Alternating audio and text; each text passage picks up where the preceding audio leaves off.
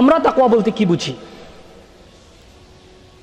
আমরা তাকওয়া বলতে বুঝি একজন মানুষের শরীরে লম্বা পাঞ্জাবি থাকবে, মাথায় টুপি থাকবে, হাতে তাসবিহ থাকবে, কিন্তু এটার নাম কি তাকওয়া?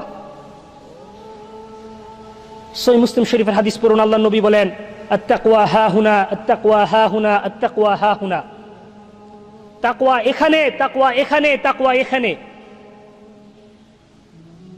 তবে যে ব্যক্তির তাকওয়াটা এখানে থাকবে তার একটা বাহ্যিকতা প্রকাশ পেতে পারে, কিন্তু মূলত তাকওয়াটা হচ্ছে কোথায়? মূলত তাকওয়াটা হচ্ছে এখানে।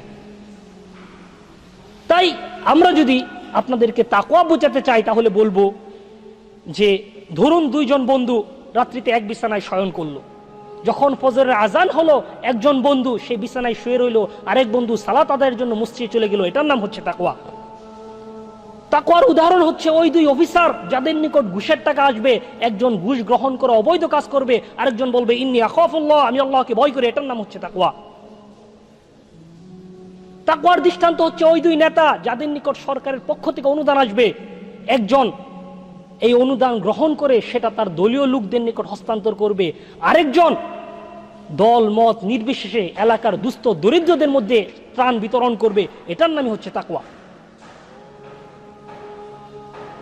তাই আপনাকে আমাকে প্রথমে এই স্থানটাকে পরিষ্কার করতে হবে, কেননা এই স্থানের পরিষ্কারের ভিত্তিতে, এই তাকওয়ার ভিত্তিতে আল্লাহ সুবহানাহু ওয়া তাআলা আপনার আমার আমলগুলো গ্রহণ করবেন এবং বর্জন করবেন।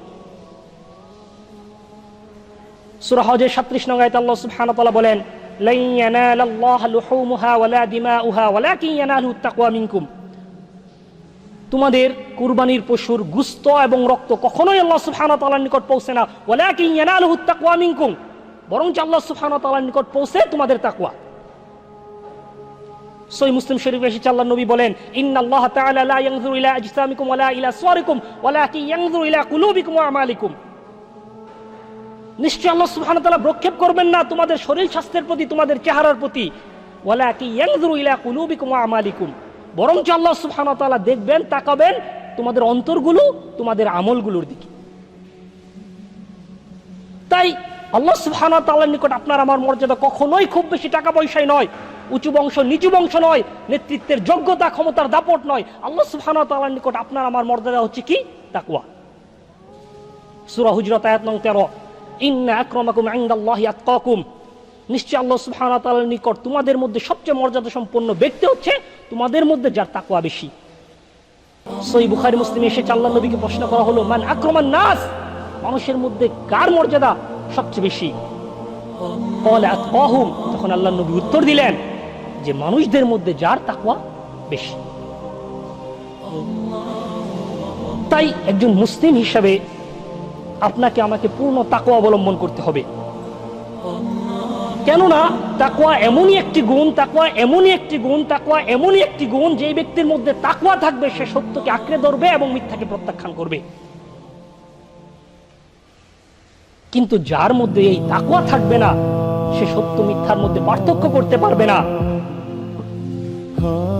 যে ব্যক্তির মধ্যে তাকওয়া থাকবে না সেই ব্যক্তি দ্বারা সমাজের কখনো উন্নয়ন সাধিত হতে পারে না।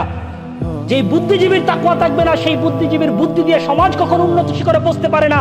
যে নেতার তাকওয়া থাকবে না সেই নেতার কাছ থেকে মানুষ কখনোই জুলুম ব্যতীত ন্যায় বিচার আশা করতে পারে না। সূরা মাইদা আয়াত নং 8, ইয়াদিলু হুয়া আকরাবু লিত-তাকওয়া, আল্লাহ সুবহানাহু ওয়া তাআলা বলেন তোমরা ন্যায় বিচার প্রতিষ্ঠা করো, হুয়া আকরাবু লিত-তাকওয়া, এটা তাকওয়ার অধিকতর নিকটবর্তী।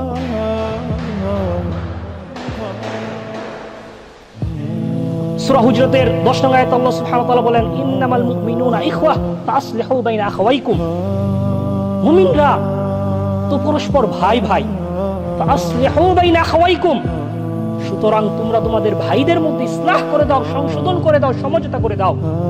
ওয়াত্তাকুল্লাহ, তোমরা আল্লাহকে ভয় করো, তাকওয়া অবলম্বন করো, লাআল্লাকুম তুরহামুন, আশা করা যায় তোমরা অনুগ্রহ প্রাপ্তদের অন্তর্ভুক্ত